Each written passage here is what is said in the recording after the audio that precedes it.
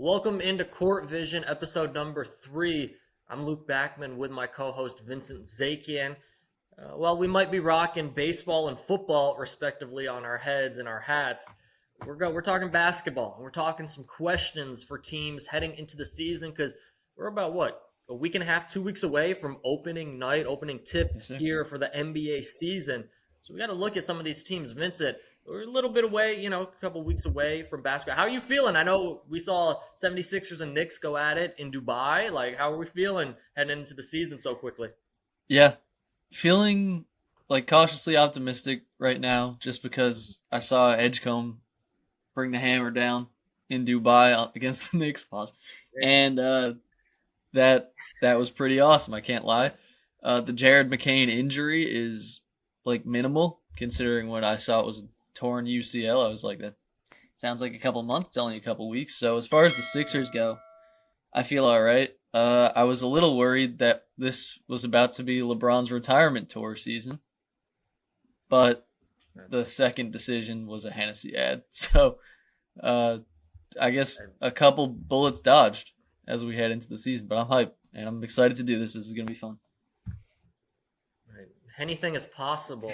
LeBron with the fake. You see, he's getting sued for that. Is he really? You see someone suing him $800 for? Yeah, someone's suing him because the price is jacked up for his final tickets. Obviously. Oh yeah, they did. And someone bought a ticket. I think to final, and someone's actually suing him $845 and whatever cents, the game ticket for this. So we'll see. I'd like to see LeBron enter a courtroom. That'd be. With the suit, in the finals? Be no, it was just Hennessy. With the suit and sunglasses, with the briefcase. In the finals. The judge says something. That's a stupid question. Walks out, does the same routine over. Yeah. We'll see. So this episode, as I mentioned, we'll be looking at questions for whether it be teams or just the league in general, players overall. I know Vincent's got questions for teams. I've got questions. I think Vincent's got 20, so we're just gonna. I'll throw out a random number here. Let's bring up Surrey. Actually, pick a number between 1 and 20. Well, 19. All right, question number 19 for you, Vincent. Who should? In our last podcast, you talked about how Minnesota might be active in the trade market. Who should they trade for, Luke? Mm-hmm. Who should they trade for? That's a great question. So we talked about this. I'm going to workshop through my answer. We talked about how Mike Conley, 37, 38 years old, it's a lot to put on his shoulders. So I'm thinking a guard or a shooting guard. The thing is, they do have Rob Dillingham, which you mentioned in our last episode, whether or not he could step up. Okay.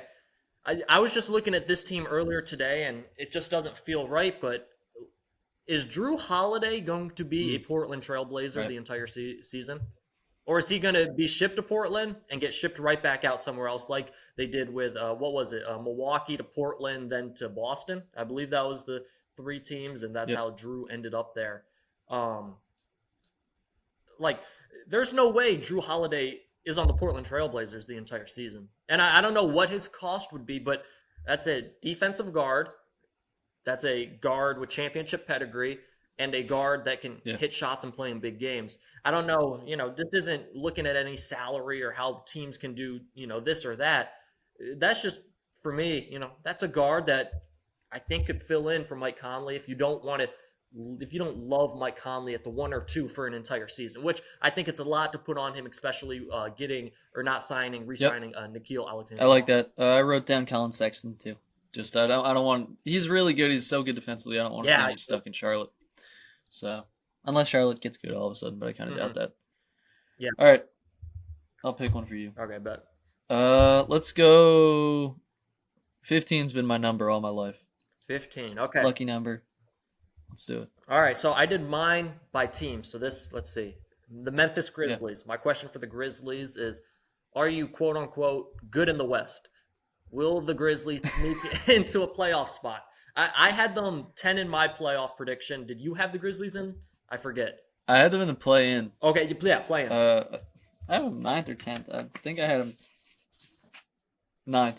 Okay, yeah, so we both 9 and 10. I mean, we have them in the playoffs right now, but they're obviously on that bubble of you lose 2 games and you're potentially out of the playoffs. Well, I guess it can be a double-sided question for the Grizzlies. And one, do you think they are a legitimate playing team? And two, is this the last season we could see Ja Morant and Jaren Jackson Jr. together? Yeah, I think that's where they're trending, at least, because I mean the Bane trade is just like you're throwing your hands up and being like, we're not contenders anymore, right? Like we're not trying to accumulate talent, we're trying to accumulate draft capital. And I think there would probably be a team out there desperate enough, or just like wanting a superstar, wanting a brand reset to get Ja. There were a lot of talks in the summer and last season about Jaren Jackson being like the Lakers' like final solution at Yeah. center, which I Hmm. really liked. I have no idea how the Lakers would do that salary wise, especially today. All signs point to them selling in some way. So I don't think they're good in the West. I don't think they're going to be good in the West for a long time. What do you think? No, I agree, Ed, because they picked up some first-round picks for the Bane trade. I think you said it clear. They are looking for the future, and it's unfortunate for Memphis Grizzly fans. I mean, this was just 2022. This team was contending. Yep. Like you looked at this team and said, okay, this is a contending team for not only that year but for years to come. And off the court issues and just injury issues as well. As much as we want to talk about Ja Morant toting guns on Instagram Live, listening to NBA YoungBoy, it's also been when he is, not when he's on the court and not suspended, he's been off the court because of injury. And that's been one of the biggest things for the Grizzlies as well. So I don't know. Yeah, this is, I think, the last time we'll see Ja and Jaren Jackson together in Memphis. What about number 13 for you, Vincent? Is there a trade destination for Zion Williamson? Hmm. The team in a similar spot, I would I'm say, trying to, to the Grizzlies. yeah, that's because there's no contender. I don't think that would risk taking on Mm-hmm. Zion right now Mm-hmm. because he's still on a max contract, I believe. I don't know how many years he has left, but I mean, no one wants to take on a max guy who's Mm-hmm. injured.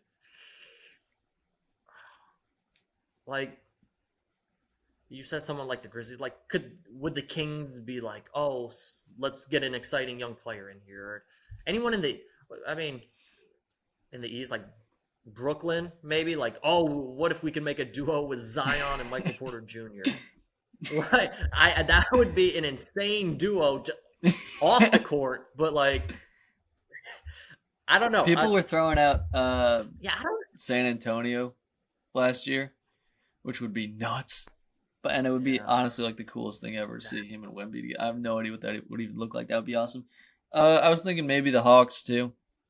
Although I mean they've got some kind of expensive guys now, but it could be the end of the Trae Young era, or it could be just them throwing one final Hail Mary up there with Trae. So I kind of like the Hawks and Zion in Atlanta. yeah. Obviously. I mean, the Hawks with me personally, like I had them all the Mhm. way up to my 3 seed. Yeah. I like their roster a lot. So, I mean, depends with their GM and how they feel about their own roster. But I feel like, I don't know if I'd mess with, their roster right now or at the trade deadline, just half a season to try and mess that up with Zion. I'd give it a year. But yeah, you're right. I mean, this is a make or break year for Trae Young. So, Hawks could be an interesting. oh, Mhm. I could see that actually. All right. Let's go with 23. Okay. Michael Jordan, the GOAT. I mean, LeBron wore number 23, so I'll think you'll say you said LeBron. In my mind. Because of MJ. All right. I mean, we can go off. We can start at episode number 4 right now, but Sorry, I didn't mean to no, do you're that. good. This is your team. This is your Philly team. Yeah. And we talked about go. this at length too in our opening Eastern Conference. But is this the year which they're gonna say, "Hey, Unk, hey, Embiid, why don't you step back and let the young guns take over?" Whether it be Tyrese, Unk, also Paul George, Tyrese Maxey, VJ Edgecombe, Yeah. um, uh, McCain. What's his first name? I'm blanking on his first. Jared. Jared. I was thinking Jalen for some reason. Jared McCain. Is this that season where they're like, okay, let's give the brains, to the young guys, or is it still gonna? Okay, let's hope Embiid's MVP form and in shape the entire season. Yeah, I think that's it. You try to get as much as you can out of Embiid. Something we didn't talk about actually on the Eastern Conference free because it hadn't happened yet, was Quentin Grimes getting signed to a small extension. They kind of messed it up. They probably should have gotten it done in the summer and given him probably a more lucrative extension, considering he was really good for them last year and can be a really good role player, and now is probably going to hit free agency in the summer. I think just with them, I mean, you just like Maxi's in his prime, Embiid is at the end of his prime, and Paul George is on such a big contract, you just kind of have to go for it. You're kind of trapped in going for it, and if it doesn't work this year, and it probably won't, if it does, or I don't even know what working would look like if it's not like a second round or conference finals, you've got probable cause to just kind of blow it up, I think. Especially if Embiid gets hurt. I mean, he's gonna get hurt probably if it's another bad injury, if it seems like his knees are gone, that kind of thing. You gotta kill it, but this year I think they're gonna go for it, especially in a thin East. As much as I would like to see the trio of Maxey, Edgecombe, and McCain play together, we'll see how it goes. Yeah, I think you put it perfectly. You give it one more year, and then it's okay. Yeah, we can't waste Maxey, Edgecombe, McCain, Quentin Grimes if you are able to finally find some way to bring them back. You can't waste those guys forever waiting on Embiid. So I think you're perfectly on the dot with that. What about number 7 for you? Question number 7. 7. Okay, this is interesting. When the Charlotte Hornets inevitably blow it up again, you get 2 to rebuild around between Miller, Knipple, and LaMelo. One of them's got to go. Who do you take? Wow. Yeah, it's funny. I was literally just looking up the Charlotte Hornets roster when I was writing their question. I was just writing. They were the final team I was writing a question about, and I was looking at their roster and not a fan. Unsurprisingly. Melo, Miller. It's LaMelo, dude.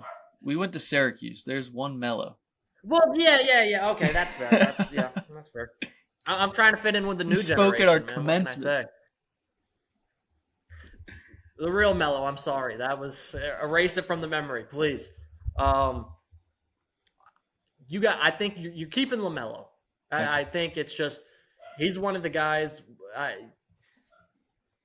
For your franchise, you would keep LaMelo because he ticket sales, the whole package. And when he's on, he's on. He's an all-star. I like Brandon Miller. I like Brandon Miller a lot, and Knipple's a really good player, but I think I'd just go LaMelo and Brandon Miller. I think I'm a big Brandon Miller believer. I am too. It's his third year though. We need to see something. Obviously we've seen things before. He's good, but when you have this core of guys, LaMelo can be an all-star, and Miller might get to that kind of all-star level, this year or next year or something. It needs to come with some wins, man. We can't be bummed out by this team and part of it's a bummer because they're just the Charlotte Hornets, but I mean, it's just you got to see something. So I think they really like the Knipple pick, but I don't know. There's a chance they could trade LaMelo. I think if they're gonna trade one of them, it's probably him, just because they've had him for a while and they've tried things. Although if you are blowing it up and starting again as the Charlotte Hornets, first order of business should probably be to get Miles Bridges out of the building for PR purposes, because that's just it's been 3 years now, and it's not a good look. It's not a good look. No, he doesn't do enough on the court to make you forget, and obviously you should never forget about the allegations, and so, but sometimes teams will take that risk. Okay, maybe he'll produce on the court and people can look past it. No, he doesn't do enough on the court. I'll just quickly say this because I don't know if we'll get to my Hornets question. My question for the Hornets, because I don't think they're going anywhere this year, was Spencer Dinwiddie is the vet on the team. That's the status of this team. Spencer Dinwiddie is the vet. Not great. And no shade at Spencer Dinwiddie. I think he's a great role player. But for a vet with a team with Miles Bridges, LaMelo Ball, Brandon Miller, I mean, 2 of those 3 have been in trouble with the law for serious things. It's just, and Mason Plumlee. Mason Plumlee's the other vet. So I'm sure LaMelo Ball is taking Mason Plumlee's advice 100%. On everything. All right. Yeah. Let's see what we got here. Let's go 2. 2. Okay, this is the Celtics, and I actually just read a tweet, and this coincides with the entire question I already had, and I just read the tweet a second ago, right before we jumped on here. Is Jason Tatum going to find his way back onto an NBA court this season? Because he told the tweet was that he told Boston's front office he Yeah, wants to and play this season, and we've seen the videos of him working out. He did a media run about how yeah, he's working out and stuff. Is he going to be on a court this year? he shouldn't be. If you're the Celtics, the Celtics are a really smart, well-run organization. We went over this in the Eastern Conference preview. He shouldn't be. Like, their roster is in. It's not in shambles, I guess. I mean, they've got 2 really good players with Brown and Derek White, but they shed the guys that they brought in that made them a championship team, right? In Porzingis and and Drew, and they might trade Anthony Simons. Like, I don't know how permanent that's going to be with him being there. It just does. It seems like he should take all of the time he needs to rest and recuperate and rehab. And even if that does mean he's a full go by the time, let's say, March or something like that, I still wouldn't do it because I don't think the Celtics are championship contenders with him in the lineup this season, even in as we keep saying, even in a thin East. So I think it's possible because he wants it really badly, but I think the Celtics are too smart for that. I agree, and just piggybacking off that answer, say he comes back March, April.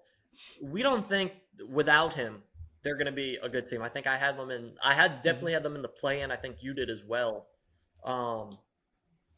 You throw Jason Tatum in coming off of an Achilles injury, and I don't know if he's necessarily rushing his rehab or what, but they're going to be playing playoff-like intensity basketball games, trying to make just the play-in around that period. That's not what I want Jason Tatum's first basketball game to be in playoff intensity. Yeah. Hey, you're back. We need you to score 25 tonight to give us a chance to win. I want to see him in the preseason taking it easy, going 13, 14 minutes, getting a couple shots up, getting up and down. Like, I do not want him playing 40-plus minutes, and he'd be on a minute restriction. That's, going a little over the top. But playing those intensity-like minutes, because it's a different level of basketball when you're playing every single night to just make the playoffs. And I don't think I'd like that for Jason Tatum immediately coming back from injury. Question 18 for you, Vincent. Oh, this is good. They just actually started the press tour, or like the announcement for the time slot. What are your expectations for Inside the NBA on ESPN? Yeah, I'm excited. Mm-hmm. Yeah, I mean, obviously, it's the GOAT show. They're on ESPN. So I was reading something. I didn't get fully through the article. I read part of it, but I think they were saying, and don't quote me on this, is like, say NBA games on ABC, then the post-game show would then move to ESPN Plus. I hate that. I just hate, hey, you have to go from this streaming service to then this streaming service to watch but for the show itself, the content, I think ESPN is smart enough to leave it alone. To just leave Inside alone. Because they know if they try and screw something up, Charles Barkley's going to call him out for it live on air. Like, if they try and make Stephen A. Smith, and I know this was people were saying, don't do this, ESPN, and they're not going to do this, but if they try and make Stephen A. an unofficial, fifth member and have him on the desk every other game, Charles Barkley's going to say, why is this dude here live on air in front of, or as soon as Stephen A's off, oh, good, we got rid of that dude. He's going to let it know. So I think the content, is going to be good. I think the jokes are going to be good. I don't think those core of guys would come back for anything less. I just don't think they will deal with anything that is, okay, you're going to take our creativity away. Yeah, no, we're not going to do this. And if that does happen, I think they'll say, hey, at the end of the season, we're not renewing and we're done. So I think ESPN is smart enough to say, Inside, do your thing. Everything you want to do, go ahead. This is just a new platform. Yeah, I have the Schefter tweet here because he broke the news. Inside the NBA, produced by Yeah. TNT Sports from its Atlanta studios, will make its ESPN debut across 2 nights of season-opening NBA action. Wednesday, October 22nd, and Thursday, October 23rd. The pregame show will air from 6 to 7 on October 22nd on ESPN and ESPN2, and from 6:30 to 7:30 on the 23rd on ESPN. The postgame shows will begin on ESPN both nights immediately following the doubleheaders. Okay. So maybe it was later in the season they switched over to ESPN Plus. The wording in that is key, that it's going to begin on ESPN. So they might do, I don't know, maybe the first half hour, and then they'll toss it to SVP at night, and then head over to ESPN Plus for the rest of Inside the NBA. Yeah, so they can sell subscriptions. Yeah, or whatever. They're not even ESPN Plus. They're like some mega whatever. Everybody's like bundling. Like ESPN and Fox have bundled their streaming app. Mind blowing. It's insane. Whatever. Yeah. Struggle to watch games across the league. Oh my god, tonight we're recording this on October 9th, and obviously it's a big day for Philly sports. So the Eagles game's on Amazon, and the Phillies game is on TNT, which I can stream on Max also. So I'm gonna probably be on I don't know if I'm gonna double screen. There's gonna be like an hour of overlap between the two games. One's at 6, one's at 8. I still haven't figured out how I'm gonna do it, because I have to go back and forth between streaming apps instead of just hitting the last button on my little cable remote, but we'll see. Yeah, it's the worst. Bright side, I'm just glad Inside the NBA is not dead yet. Yeah, it's fun, and I'll just say this: Inside the NBA is so much bigger than basketball. And I'm not breaking news here.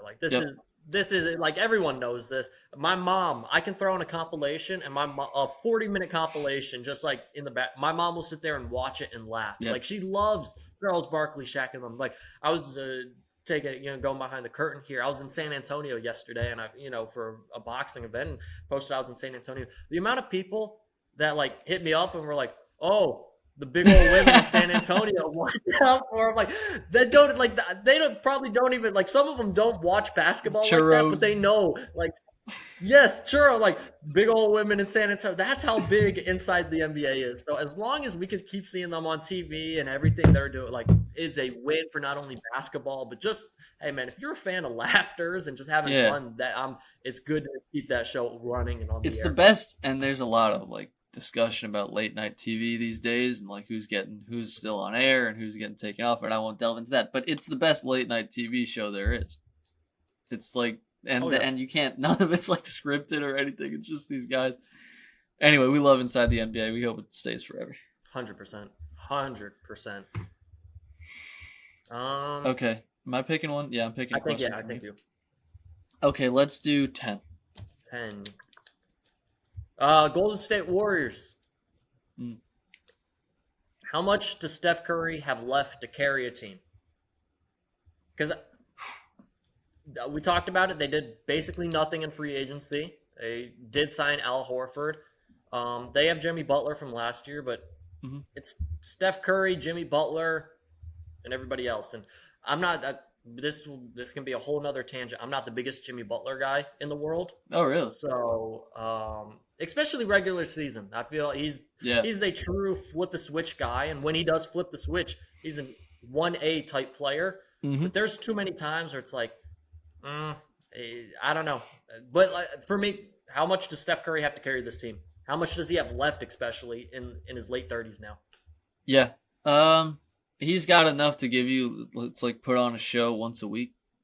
A real Steph Curry, raining threes show once a week, every 2 weeks.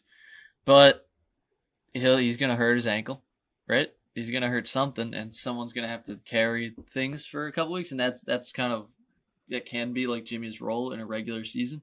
In the past week since we did the Western Conference preview, I've gotten a little more optimistic about Golden State. Just because, the Horford sign, who knows what Horford can give you, but he is kind of the ideal player for Golden State. He can defend the other team's big and stretch the floor really well. I don't know how much he can move, and movement's a big part of what Golden State does, but I'm cautiously optimistic with them. And they signed Kuminga too. And So that's kind of a big deal. So their roster doesn't look terrible, I guess. And Buddy Hield was good for them last year and whatever. But yeah, Steph, and it's kind of similar with LeBron. As great as they are for their advanced ages, it's not good enough to make them like a top 4 seed. Where if we look at the top 4 seeds, each of like the guys who we thought were going to be top 4 seeds or top 3 seeds or title contenders, they've got a guy in their prime who is just going to go out there every night and be a problem for the other team. And you, as great as they are and as great as they have been in their careers, and the fact that when they were in their primes, they were absolutely those guys you had to worry about every night. They aren't those guys. They aren't those guys anymore just because of availability, and that's kind of the bottom line. So I think Steph's good enough to get them to one of the lower playoff seeds. But that's really it. And I mean, you saying this exactly, but it's not their fault either. It's Father Time. Father Time is undefeated, and they've beat Father Time for a little while now. It's not their fault. I mean, if you're the Golden State Warriors or the Lakers are doing it, trading for Luka, but you build around these guys and realize, hey, maybe we can help squeeze out the last little bit of juice these guys have in their career and build around these guys. And that's why they went out and got Jimmy and why the Lakers got Luka, to try and do that. But it's not their fault. You can't expect these guys at LeBron 40, Steph at, I forget what, 36, 37, something like that, to go and score 30 plus a night, 28 plus a night. It's just not every single night. It's not fair to them to think they can do that too. Something that's interesting, I don't know when it's going to be, but I would say in the next, 3 years, it's going to end in Golden State. Like, it's finally going to be over, and because of the guys they have now, like the core of their team, excuse me, it's going to be really bad. They're going to be an awful, awful team once it ends, which isn't like, I'm not breaking any news by saying that, but it's interesting. It's going to be kind of like when Brady left the Patriots, and they hadn't built a roster that was ready for him to do that, and it just kind of fell apart. And now, so we'll see what happens. But I'll ride it out with Golden State. I was never the biggest hater. So also, you're not a Jimmy Butler guy. I'm a huge Jimmy Butler guy because I loved him when he was on the Sixers. I thought he was the most Philly, like the perfect personality fit for Philly. Embiid loved him. They played really well together. And in the end, he left because of Ben Simmons and Brett Brown, and he was exactly right about both of them. Yeah. So I kind of always liked Jimmy for that. And we'd probably have a title if he stayed. So there you go. No, I mean, he got the last laugh in the end against Philly. 100%. Definitely. Talking about the Warriors. Tobias Harris over me? Crazy. Awful. Talking about the Warriors, I had to go look up. We talked about this last episode too. Draymond Green's 1v1 versus the Chinese basketball player. Oh, yeah. So it ended up being a 2-on-2 game to 100. The dude was wearing a Jordan Poole jersey. He choked the dude out.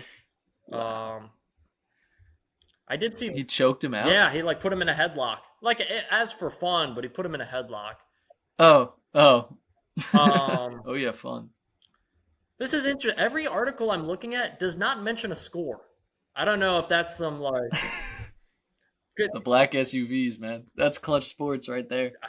Because it's like they scrubbed it. They scrubbed it from the internet. Because it happened. There's literally videos, and I'm saying this happened, and it was to 100, but there's no score given of any of these articles. So we're on the case. Get Pablo Torre on that. Yeah, I'm gonna go check out China and go, some eyewitness reports or something, because there's something fishy here. Yeah. Is it my turn or your turn? Okay, but number 2. Okay, here's one for the Knicks. Will players like Mike Brown as opposed to Tibbs? And what will Taj Gibson do when he needs a check? The Taj Gibson one is so correct, because that's you expect Taj Gibson on a 10-day contract at least 2-3 times with the Knicks when Tibbs was there. I was like, oh, someone's sprained their toe or stubbed their toe. Let's go get Taj Gibson a quick 10-day check. One thing I will say, Tibbs is enjoying his $30 million He's like going on a tour to different teams, just chilling in like watching them like practice, chilling with the coaches and stuff. I think he has a non-compete clause, so he can't get hired right away, but he gets like $30 million to just sit around. Bring him back to TV. If you know that one video of him just awkwardly staring at the camera, Yeah. staring a really like he looked like the penguin right there. Let's bring him back to TV. Yeah. But will the players like Mike Brown? I think so. Yeah. I do. I think there was a number of players. Obviously, Jalen Brunson had a great relationship with Tibbs before he was a part of the Knicks. He knew Tibbs growing up his entire life. So I think he'll, wherever the captain Jalen Brunson goes, he'll be fine with Mike Brown.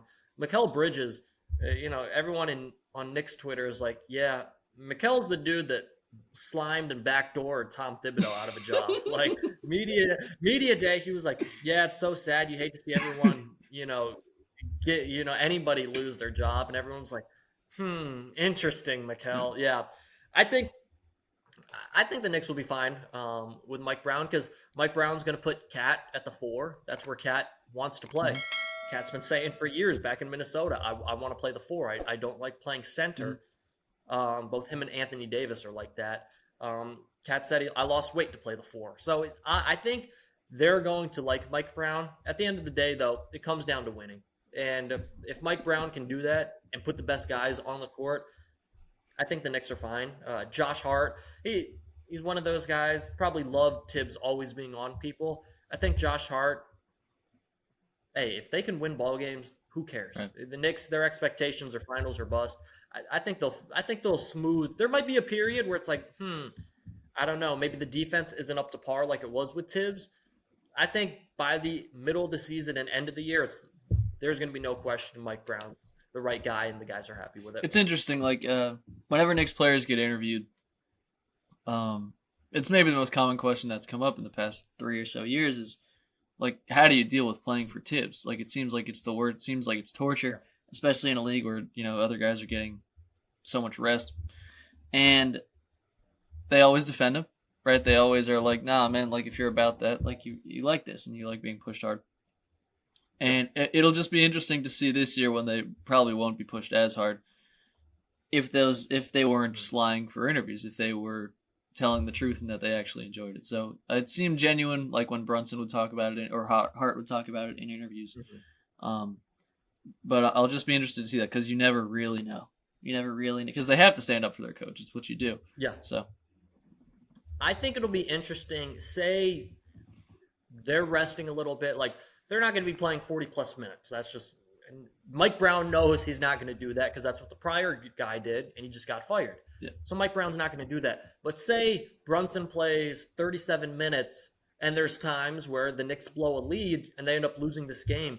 Like, is Brunson going to come out and say, well, I wish I was in the game more? Or is he going to be, hey, like you said, kind of stick with Mike Brown, their head coach, and say, hey, it's whatever coach wants? Because at the end of the day, these guys, they want to win. If you want to be in the game to help your team win, are there going to be times where it's like they're thinking, if Tibbs was our coach, I'd be in there and this game would have went differently. So I want to see if they lose a game or two, how they react to that. Is it still, hey, our coach is our coach, or might it be a slick shot at him like, hey, I want to be in the game to win the game? So I think that'll be something to watch. But overall, I mean, you get a little more rest, it's going to pay off in the long haul, I think. Yep.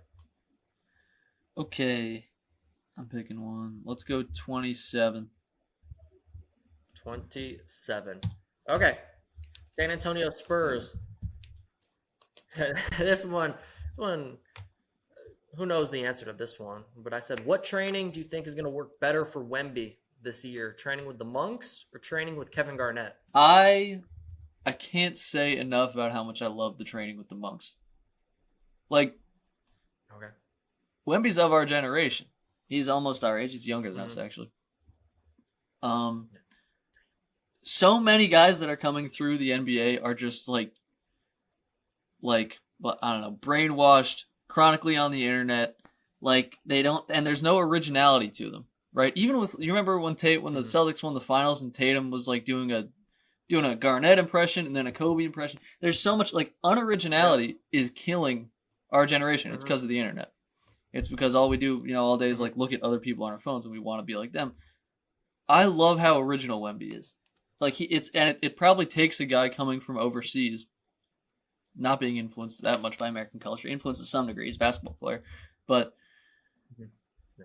I love the monks thing so much, and it shows like what's important to him. He's like practicing like mindfulness. He like cares about like listening to like older people, and the pictures that came out of them with him, him 2 feet taller than these monks, I thought was the funniest thing ever.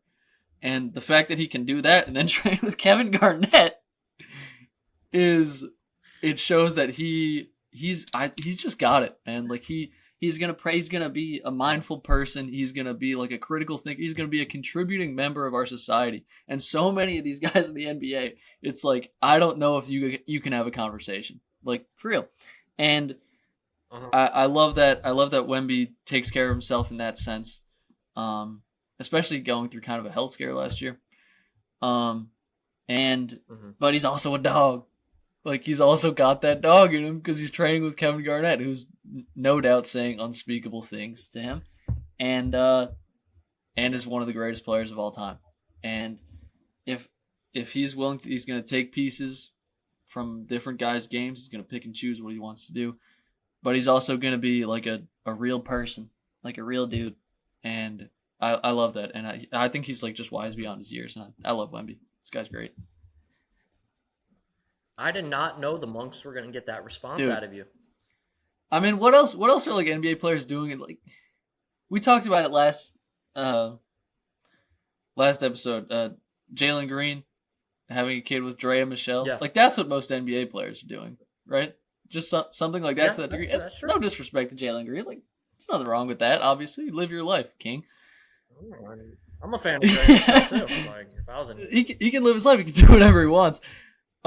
But it's something different, you know.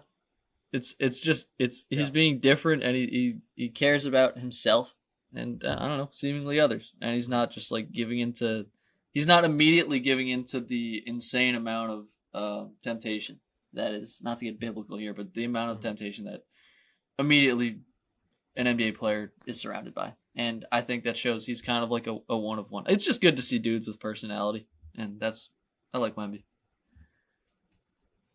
Yeah. Passionate answer. It's a great answer. Yeah, Wemby, Vincent's on your bandwagon this season. Let's see the monk training work. It'd suck if it doesn't work and he sucks. Imagine like he's just like he has a bad stretch of games. He's like, oh, the monks, they led me wrong, man. I shouldn't have done. Like he just throws the monks. Bus. Who knows if it'd even get back to the probably monks? would. Like, it probably would. They probably didn't know out. who he was. That's what's awesome about it. Right. They're like, oh, this guy's big guy. Pretty tall. Good for him. All right, pick a number. Let's see. Did I ask you number 15? Let me know if I asked you that one already. Okay. No. What's your question 15? Which team would make for the best documentary following them on and off the court this season?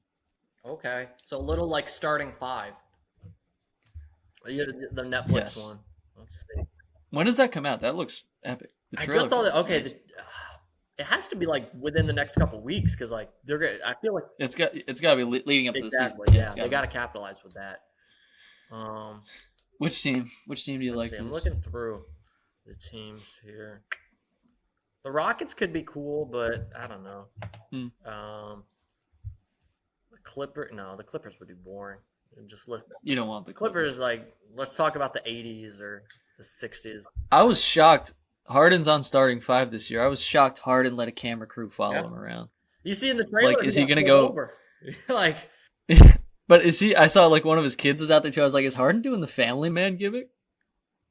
Like that's.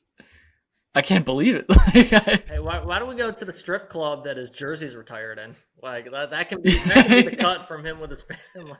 To his jersey in the top. Is it Onyx? Is it Onyx? Is that the one in Houston? That's one of them. I think so. Yeah, let's do that. What about? I mean, this wouldn't be my team, but the Pelicans following Zion and Jordan Poole. Zion and Jordan Poole. Yep. That'd be a fun I was thinking. one. Okay. I think. Like, this is kind of a cop-out answer, but I'd like to, because I'd go the Thunder. The Thunder, they just won the championship. They are looking obviously to defend. They got a bunch of young guys who are fun. Like I feel like it'd be the perfect mix of team on the court winning and then off the court. I think it'd be entertaining as well with those guys. I'd go Thunder. I feel like that's an easy cop out answer though. Yeah, that is kind of a cop out answer because the Yeah. Thunder is comprised of a bunch of guys who I just trashed in that Wemby segment, like dudes in our generation who just have no personality. But I think it would definitely be interesting. I mean, obviously, but I kind of like in this spot. Obviously, the Lakers would be incredible, but whatever. Every year's a documentary for the Lakers. Dallas would be awesome. I That'd be a think good one. get Nico out there. I think Phoenix would be funny for like a sitcom, just like an awful basketball team, but they've got like one amazing player who's just like partying with all the young dudes. I think that would be amazing. Dylan Brooks is on that team. Like maybe he like fights somebody. Like I just think it could be really funny in Phoenix this year. So I think that would be good. I think Dallas would be the best documentary though. So many storylines going into that. Yeah, Dallas would be a heck of a one. Yeah. I'd also, for Oklahoma City, I'd also like to see what in the world, like, and this is no shot to Oklahoma City, but like, what they do. What do NBA players do for fun in Oklahoma City? Yeah, totally. Like, I've been there for a game. Their town is it's like Brick. It's literally named Brick City. Is it really? It's like, I had yeah, no idea. yeah. Huh. So I think like the roads are brick if I remember correctly and everything. Yeah. Okay. So I'm picking one. interesting. Let's go 8. 8. Okay, this one I couldn't find anything great for this is the Denver Nuggets. We talked about them at length, so we don't have to talk about them too much. Will the offseason acquisitions propel them to the top 2 of the West? We both said yes. Yeah. I mean, anything else you want to talk about? We talked about them at length. Yeah, we did. Western Conference. The key was depth last year. That's the one thing you could point at, and they went and got really good bench players: Hardaway, Bruce Brown, Valanciunas. Perfect. Mm-hmm. And they swapped Porter, who was disappointing, for Cam Johnson, who is like ascending. So, feel great about the Nuggets, and you always feel good when Jokic is on your team.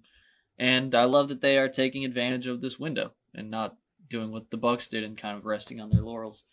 Well, the Bucks went for it, but failed. So this feels like a much more sustainable way to build because they are still all role players who, if it doesn't work, and it's going to work if Jokic is healthy, they are dispensable even if it doesn't work. So I think it's easy.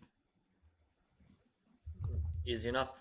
Question number 10 for you. 10. Okay. Have you started to feel bad for Rudy Gobert considering how mean Shaq and Draymond are to him all of the time? I mean, considering Rudy Gobert started COVID-19, no. I think poor dude touches a few microphones and then the first one with COVID-19 in the NBA. No, yeah, because Rudy Gobert is not as bad as everyone makes him out to be. In the playoffs, yeah, he can be trouble having to guard guards in the perimeter.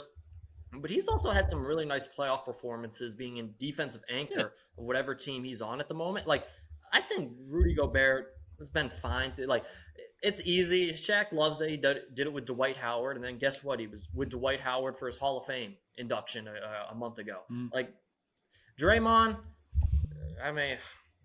Draymond just lost to a dude in China in 2-on-2. So it's like, it's like what? I think I'm going to start that rumor. Draymond lost to him. I like that. That's a good rumor to start. Yeah, it kind of depends on how you feel about Shaq and Draymond. Like, Shaq, everybody loves Shaq, but I enjoy him the 4th most out of the guys on inside the NBA. And Draymond, I love Draymond's game, kind of, because like I like there aren't a lot of players like that in the NBA, so I think it's like interesting. But like I don't want to hang out with Draymond. Like, and so part of it's just like these guys just like they like to take shots at Rudy Gobert. Rudy Gobert is basically just like he is one of the better centers in the league, and he's like every center before 2000. Like he's just like a rim protector. Like I don't know why they hate on him so much, and they low-key like bully him, which is it's just like weird to me, and it doesn't seem to get to Rudy, which is good, because he's on a good team every year. And yeah, like, does it kind of annoy me that Rudy Gobert's had more playoff success than Joel Embiid when Embiid like owns him whenever they play? Yeah, it infuriates me. Same thing with Cat. Same thing with Miles Turner. Like, but Mm. I've started to feel the reason I pose this question. I've started to feel bad for Rudy Gobert because these guys just seem like they're bullying him, and he's a grown man. He can stand up for himself, but especially with Draymond, it's like, come on, man, like just chill out. Like you're perfect. God. Yeah, Draymond, the definition of perfect. Yeah. No, I'm with you there. Let's go. 2 more questions each. Yeah, let's do it. 16 for you. 16. Okay, this one I'm interested because this one's for the Heat, and it was kind of based off of a report or something I saw the other day. But what trade rumor will the Heat end up being thrown into because of quote unquote Heat culture? I know you love Heat culture too. Oh god, I hate heat culture. What trade rumor? So, I mean, are they trading for a player? Are they like a third team in a deal? Like, what do you think? Yeah, trading for a player. Yeah, trading for. Yeah, like who's a And it's always got to be a big time player, Yeah. right? That's always like, oh, the Heat are gonna make the run for it always him. is. I could see this would be funny if it was Ja and Oh, yeah. they're like, it's like sending a kid to like reformatory school if they like, beat someone up at school. It's like Yeah. the Heat are like, we're gonna straighten him out. It was like, I mean, when the Eagles, not to make it about the Philadelphia Eagles, when they drafted Jalen Carter, and Jalen Carter had a million personality red flags in his draft profile, but they're like, he's going to the Eagles where they've got a million veterans who like always do the right thing, so they'll like straighten him out.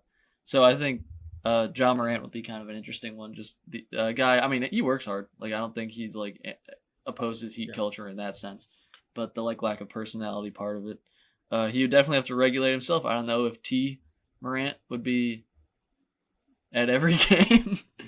He definitely felt ideal for Memphis, and I think that would change. All the team Morant would love Miami, right? I think John Morant would love Miami also. I think John Morant would love Miami too. Just disable going live on Instagram.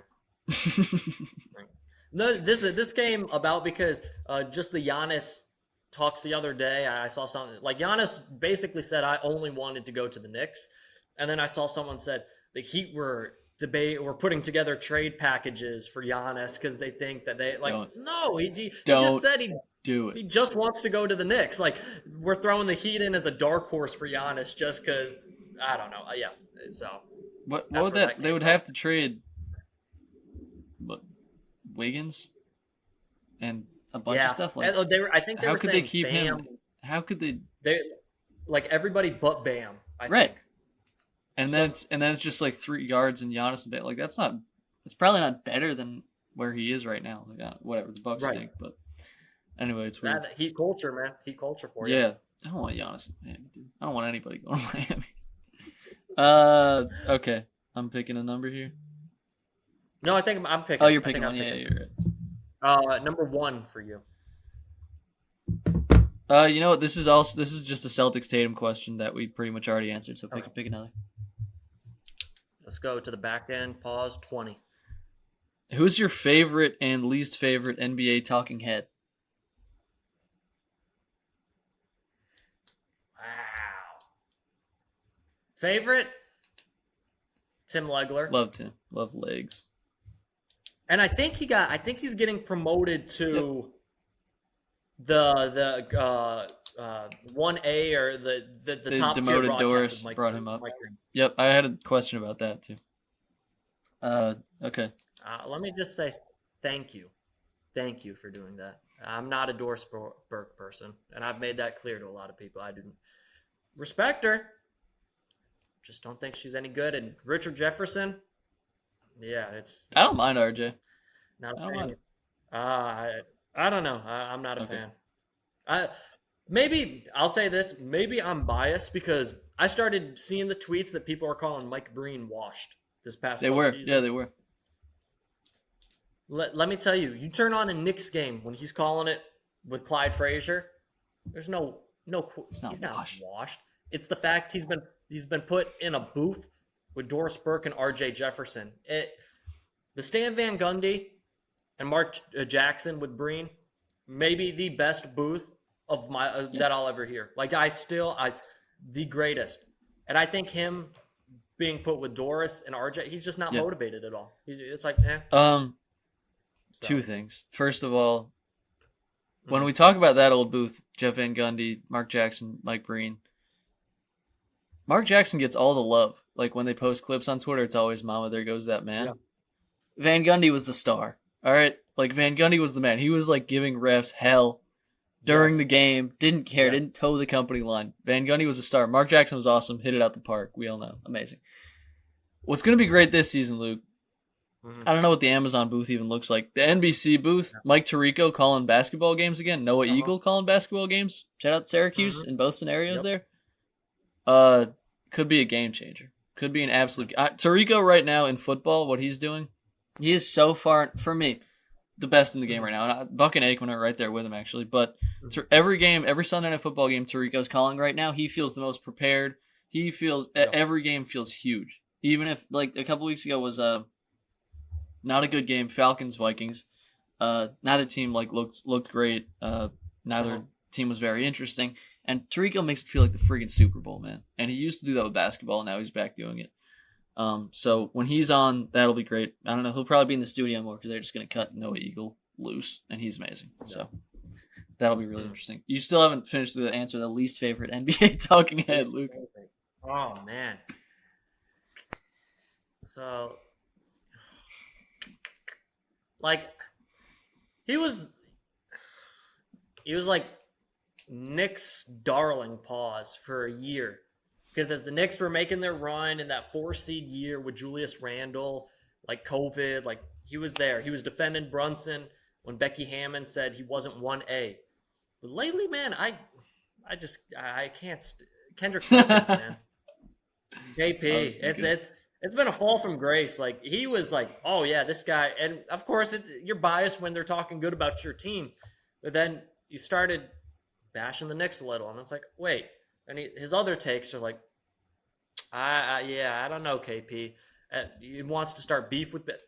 I think as of right now, I'd probably go Kendrick Perkins. Okay, I was thinking, as far as favorite, we didn't really delve into like the internet shows that much.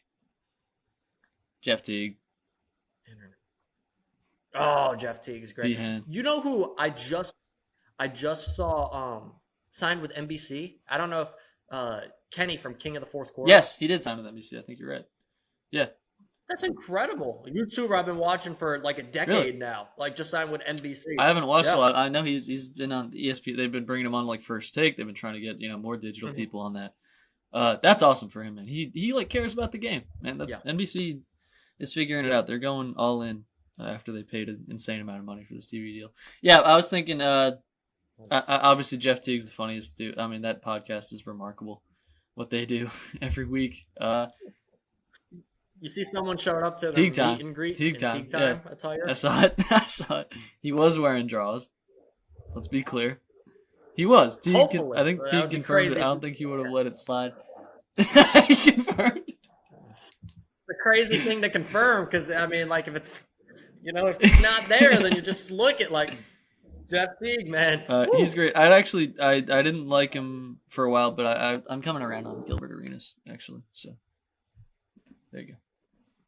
What about least favorite? You had me answer least favorite. Yeah, I gotta hear your I least asked you the favorite. question, man. I don't have to. Oh wow. I've been out on Perk for a while.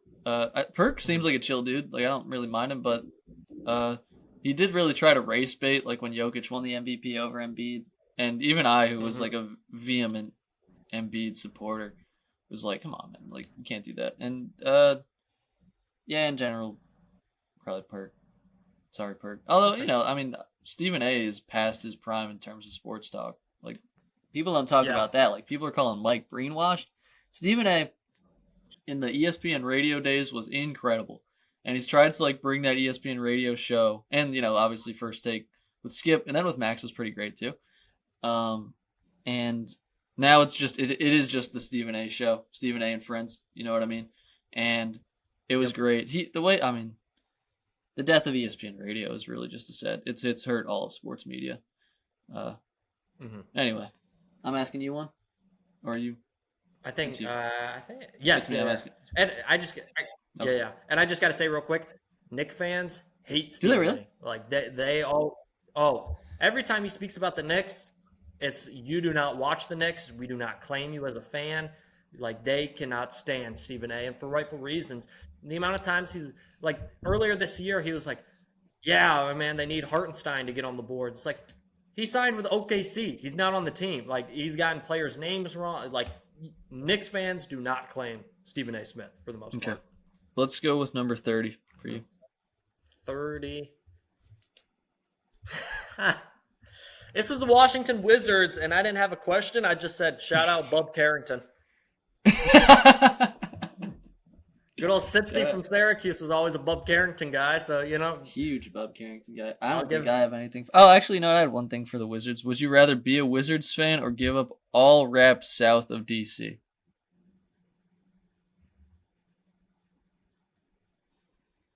Luke's a big rap hip hop head. For those that don't know, south So, of like, if I'm- DC so, is like, a lot of important territory here. So, like, I'm a Wizards fan, and, like, I can't be a Knicks fan either. It's just like, No. You're a Wizards fan, but you still get to listen to Young Boy. I guess I'd have to be a Wizards fan. I'll just watch John Wall highlights all day on repeat. You ever see that tweet that's Man. Prime John Wall was special? Like, this dude was like, I used to watch the Wizards game. They'd lose. Me and the boys would turn the game off, go to the club, and how John Wall already beat us there. Like,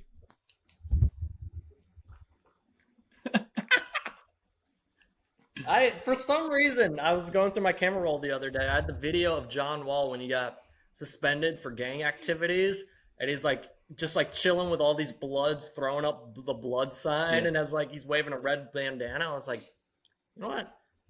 If I was a Wizards fan, I'd be like, that's my point Yeah. guard. That's my point guard right there. I've used the You know what? You had. Go ahead. I've used the if it wasn't for my two boys, I would have killed myself meme. I've used that constant. I use that when I'm talking about the Eagles. I've used that in real life scenarios. Man, Incredible. incredible. Let's see. I'm asking you number 9. I think this is the final question. Yes. Oh, number 9 was my Wizards question. Give me another one. Number 4. 4. Would you rather spend 2025-26, the season, rooting for the Raptors or with a Toronto accent? Oh man. Oh man. These are just like my little ways of saying the Wizards are awful and the Raptors are like unwatchable. Although, some interesting players on the Raptors. Yeah. My Raptors question was, will Drake even show up for a game this season? I forgot they had Brandon Ingram, man. They got RJ and Quickly. So what was Quickly's it? getting paid so much money. I love Quick. I love IQ, but man, he might be robbing some people in Toronto. I think I'd rather be a Wizards fan this season. I mean, Then have the Raptors accent. fan. It's the Top of worst that. accent. I Yeah. think it's the worst accent. It's if I was down here in Texas with a Yeah. Toronto accent, I think I you might would get too. shot. Yeah. All right. Here, I have one question. For the Utah Jazz, because the Yep. Jazz aren't doing anything. My question was, is Kyle Filipowski okay? No. I don't know if he knows he's not okay. Like, he might be fully... Like, have we even heard anything Right, like about he Kyle might be fully Filipowski indoctrinated now. lately? Like, he might be too far gone. They Yeah. might have gotten him. But, man, I worry about the dude. You know what I'm saying? Houston has Drea Michelle. Utah has people like Kyle Yeah, Filipowski's that's right. girlfrind. They got him. They got him. Only like in this. America. Only in America, yeah. Oh, only. If you don't know what we're talking about, go read some Kyle Yeah. Filipowski draft stories. They got him. They got him. Hey, but that's been Court Vision episode number 3. Yeah, man. Fun one here before the season starts. Again, if you want to watch any of our previews more in depth about these teams, go watch the Eastern Conference, Western Conference preview that we've done for both conferences. Obviously, a couple weeks away from the season starting. Vincent, anything else you got left to say? Check out my YouTube channel. I didn't promote that last time. Vincent Zakian. I think we're at like 10 subscribers right now, but I talk a lot of NFL on there. It's good stuff. Check it out. Check it out. Link will be in the description. There we go. Appreciate everyone tuning in. That's all we got for you. Peace. We're out till next time.